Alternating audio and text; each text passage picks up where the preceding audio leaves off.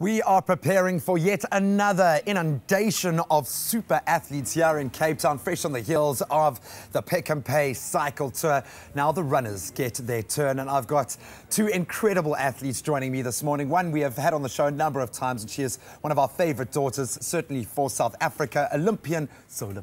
Great to have you back in studio. Then Hein Wagner, well, you can't keep a good man down. He has appeared in just about every event that I can see on our calendar this year. Hi, welcome. Thank you so much for joining us. Thank you, Graham. Guys, it's a big weekend in Cape Town. It looks like the weather is going to play its part. It's always rainy over the two oceans, but both of you are opting to do the half marathon this year. Zola, I'm going to start with you. How are preparations going?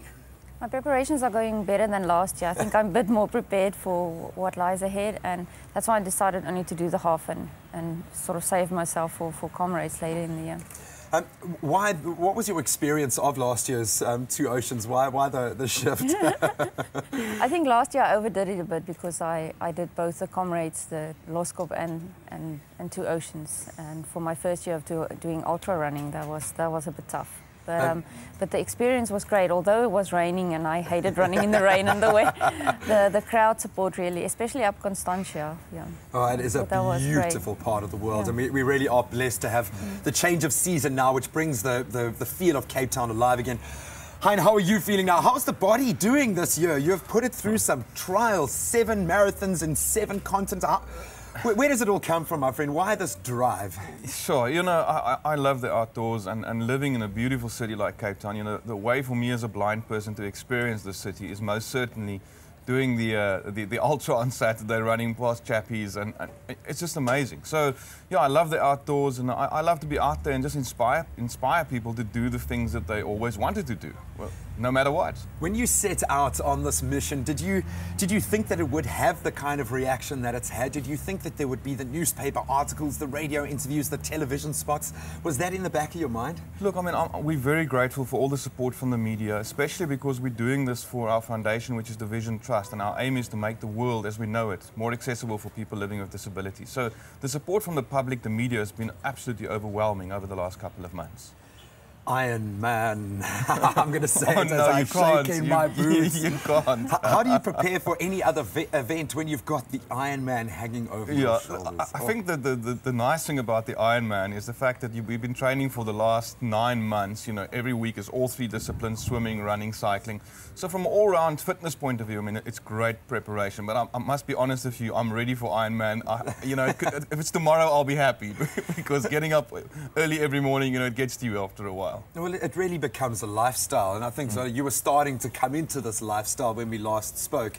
And now to look at the culture that is around running and around cycling, it's a fantastic element that seems to have come in, certainly in Cape Town life, but in South Africa in general, we really seem to have grasped these big physical activities. That must be something that makes you incredibly proud to be South African. Yes, definitely. I think it's something special in South Africa. We have people running something like the ultras. It doesn't have that big appeal internationally wise, so it's a unique experience to run an ultra with 8,000 other people.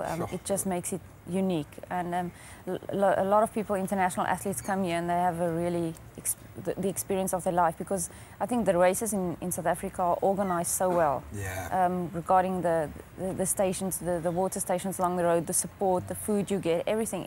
I mean, the other races in the rest of the world can't really keep up with the way it's organized here, and I think that's what makes it such a unique experience for people traveling from other countries to run over here. It's the South African welcome, the Ubuntu, and I got a taste of that on the Pick and Pay cycle tour, going up Seikobosi, where I could see my legs were knotting in cramp, and I really didn't think I was going to make it.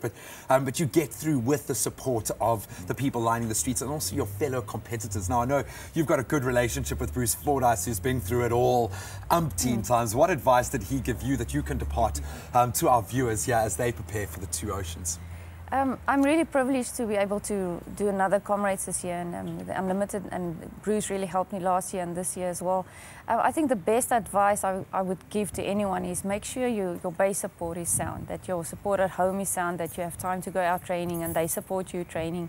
And it's really tough to go out on a 2-3 hour run by yourself. So make sure at least one of your kids can cycle. They can cycle with you some of the time. Absolutely. Or you can get yourself a Hein who can push you all the way through. Yes. Guys, thank you so much for joining us this morning. All the best of luck with the big events. It really has been inspiring to see, in particular, you, Hein, this year and what you've been able to achieve. But have a wonderful year ahead, a wonderful physical year ahead. Thank you so much. Thank you.